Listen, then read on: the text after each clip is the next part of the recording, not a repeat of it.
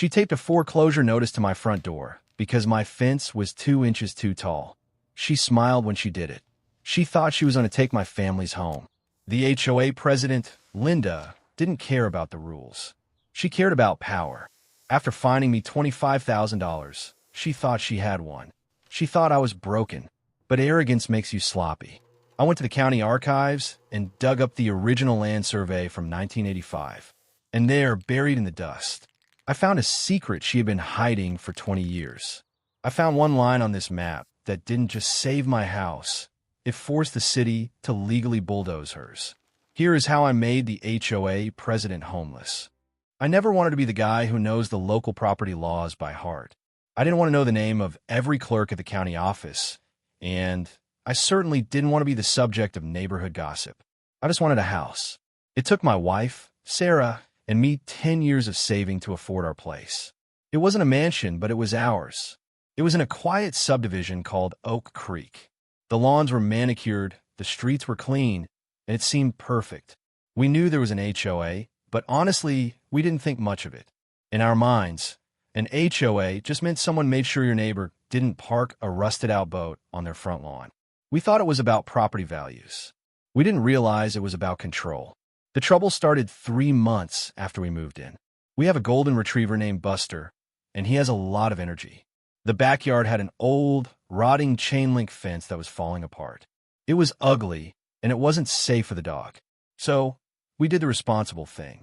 We filled out the architectural request forms. We paid the $50 review fee, and we submitted plans for a standard 6-foot wooden privacy fence.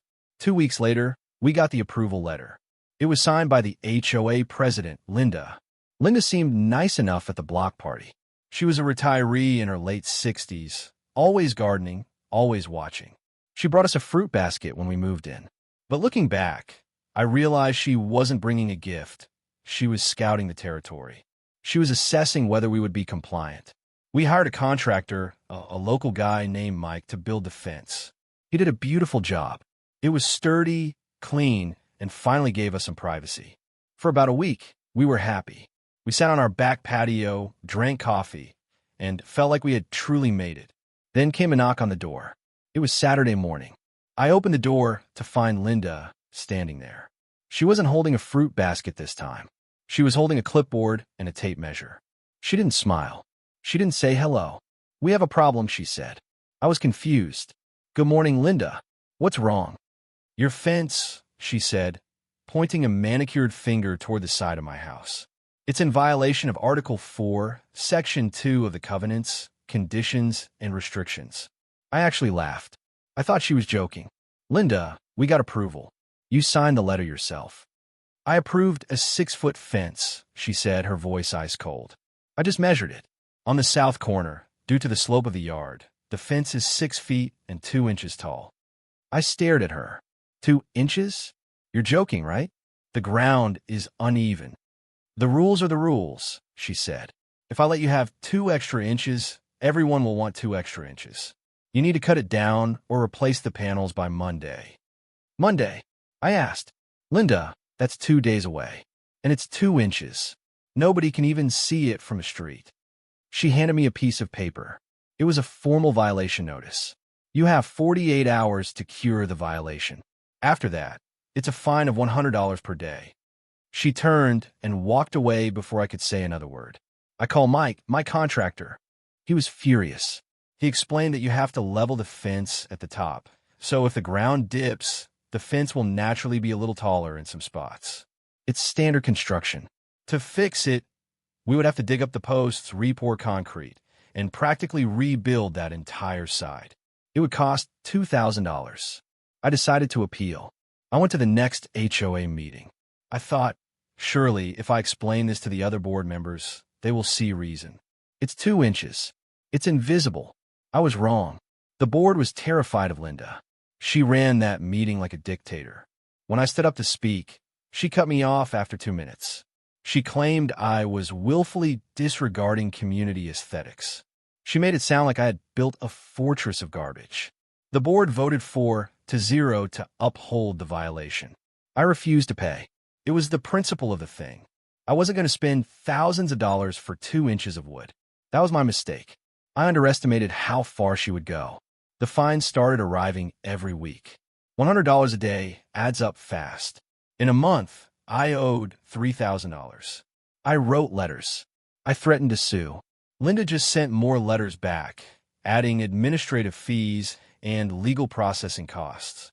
6 months went by. The stress was eating me alive. Every time I drove into my driveway, my stomach knotted up. I stopped waving to neighbors because I didn't know whose side they were on. Sarah and I started fighting. She wanted to just pay it to make it go away, but we didn't have the money to fix the fence and pay the fines. Then, the nuclear option hit. I came home from work on a Tuesday. There was a certified letter taped to my front door. It wasn't a fine this time. It was a notice of lien and intent to foreclose. I read the letter in the kitchen, my hands shaking. The total owed was now over $25,000. They had added legal fees, interest, and late penalties. The letter said that under state law, the HOA had the right to seize my property to pay the debt. They were going to take my house. They were going to sell my home, kick me and my wife out, all because of 2 inches of wood. I looked out the window at Linda's house across the street. She was out there watering her hydrangeas. She looked over at me. I swear, she saw me holding the letter, and she smiled. That smile broke something inside me. Fear turned into something else. It turned into cold, hard rage. I realized she didn't care about the fence. She wanted to hurt me. She wanted to win. I looked at Sarah. She was crying. "What are we going to do?" she asked. "We can't fight them. They have lawyers. We have nothing." "No," I said. "I'm not losing this house." I didn't know how I was going to stop her yet. I didn't have the money for a big legal battle. But I knew one thing. Bullies like Linda always think they are untouchable. They think the rules are a weapon they can use against others, but never have used against them. I decided I wasn't going to fight her about the fence anymore. I was going to find out if her hands were clean. The next morning, I took a sick day from work. I didn't tell Sarah what I was doing because I didn't want to get her hopes up. I kissed her goodbye, grabbed a large coffee, and drove downtown to the county clerk's office.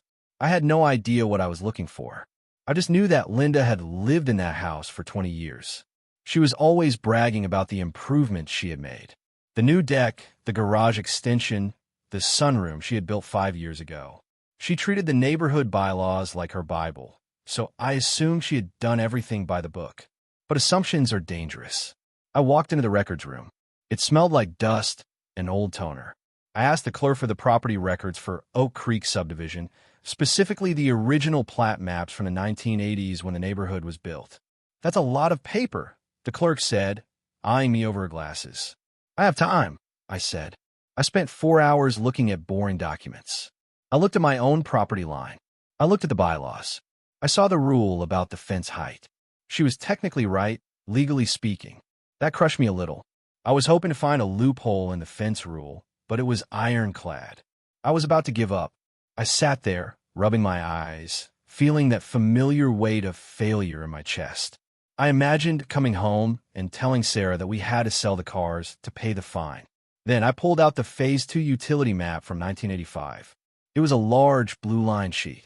It showed the underground infrastructure, sewer lines, water mains, high-voltage electrical cables. I traced the lines with my finger, scanning the neighborhood. I found my street.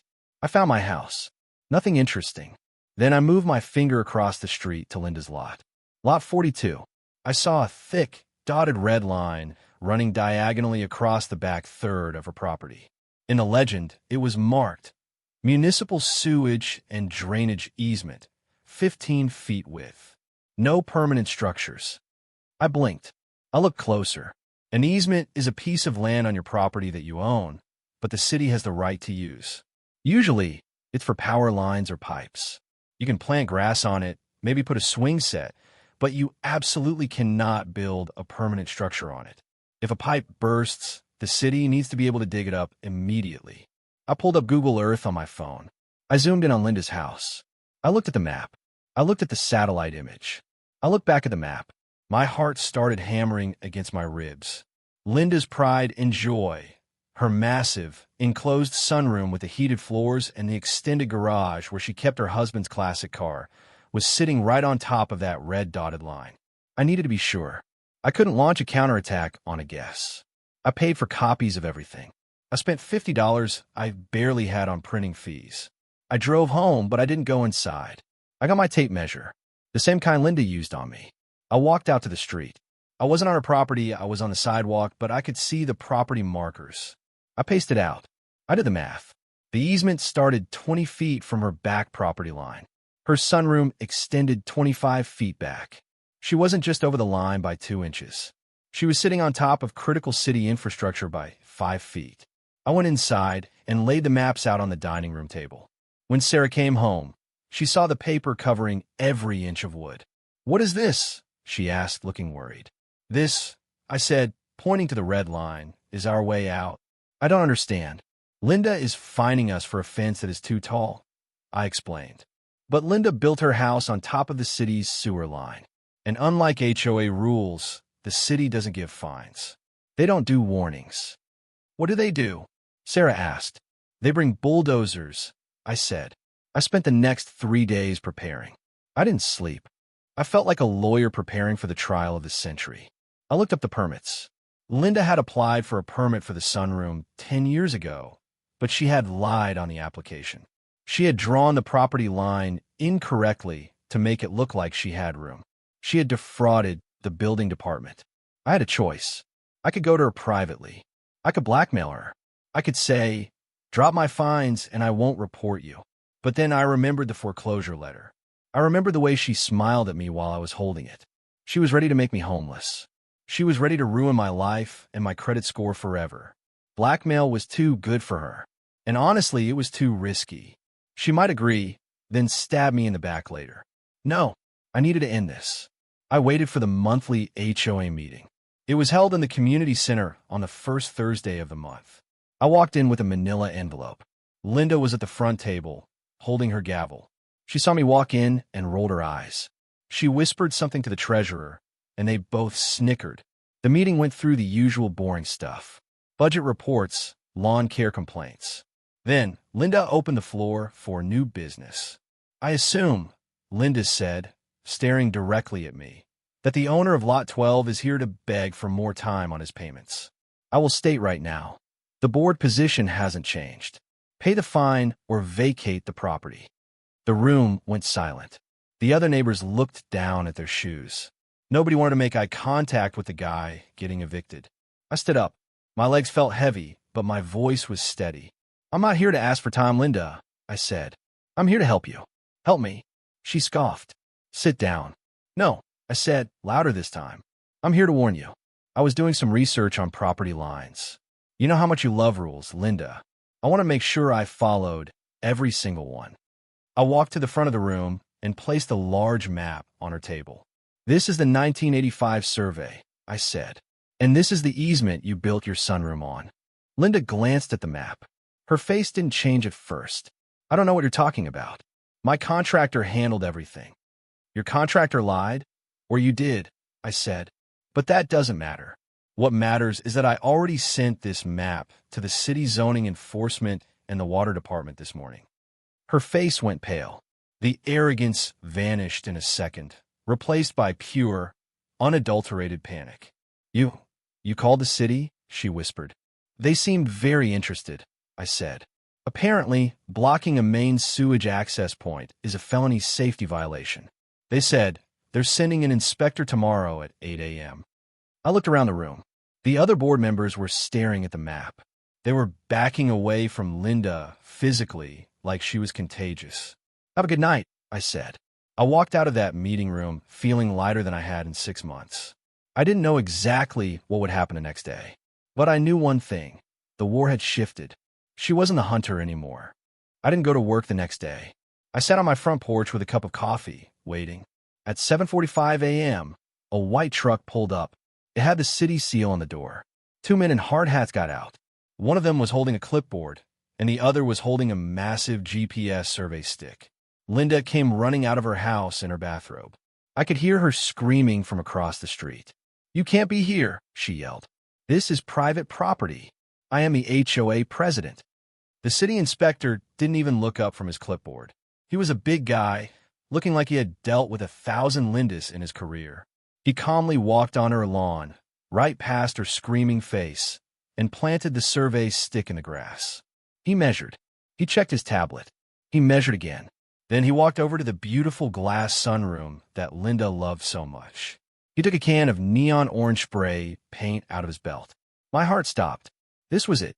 He sprayed a thick, orange line right across the side of her foundation. Then he sprayed a big X on the glass wall of the sunroom. Linda shrieked. It was a sound I will never forget. It wasn't anger anymore. It was the sound of someone watching their world collapse. I walked to the edge of my driveway to listen. "Ma'am," the inspector said, his voice carrying over the morning air. "This structure is built illegally over a Class A utility easement. It compromises the main sewage line for this entire block. If that pipe bursts, the sewage backs up into everyone's homes. But it's been here for 5 years." Linda cried. "You can't touch it." "I can, and I will," the inspector said. "I am issuing an immediate condemnation order for this addition. You have 30 days to demolish this structure and restore the easement to its original state. If you don't, the city will hire a contractor to do it, and we will bill you. And since the foundation is connected to the main house, the entire dwelling is deemed unsafe until the demolition is complete. You cannot sleep here tonight." "Unsafe?" Linda gasped. "I have to leave." "We're cutting power to the structure in 1 hour," the inspector said. "Pack a bag." The fallout was spectacular. Word spread through the neighborhood within an hour. The queen of the HOA was being evicted by the city. The irony was so thick you could choke on it. The next few weeks were a blur of activity. Linda tried to fight it, of course. She hired a lawyer. But you can't fight a utility easement. It's one of the most powerful property laws in existence. The city didn't care about her excuses. They cared that she was blocking a pipe. Because the demolition was mandatory and caused by her own illegal negligence, her insurance company refused to pay a dime. They cited fraud on her original policy application where she claimed the house was code compliant. The cost piled up. The demolition alone was quoted at $40,000 because they had to carefully slice the sunroom off the main house without collapsing the second floor. Then there was the cost of restoring the land. Then the fines from the city. Linda went bankrupt. About 2 months later, I was in the yard playing with Buster. The fence, my 2-inch too tall fence, was still standing. The new HOA board had held an emergency meeting after Linda was removed. They wiped all outstanding fines. They were so terrified of being the next target of a research project that they became the most chill HOA in history. I saw a moving truck pull up to Linda's house. The house looked scarred. The back was covered in blue tarp where the sunroom used to be. The beautiful garden was trampled by construction equipment. Linda walked out carrying a box. She looked 10 years older. She was hunched over, defeated. She placed the box in the truck and looked across the street. Our eyes met. I didn't smile. I didn't wave. I didn't gloat. I just looked at her. I wanted her to know that I saw her. She looked away first. She got in her car and drove away. I heard later she moved into a small apartment on the other side of town. I went back inside and sat down at the kitchen table. The foreclosure letter was still in the drawer where I had thrown it months ago. I took it out. I walked over to the shredder. I fed the paper in and listened to the machine chew it up. It was the best sound I had ever heard. We still live in Oak Creek. It's quiet now. The neighbors wave. We have barbecues. And every time I look at my fence, I don't see wood planks. I see a monument. It reminds me that you can push a quiet man, and you can push a patient man. But you should never, ever push a man who knows how to read a map.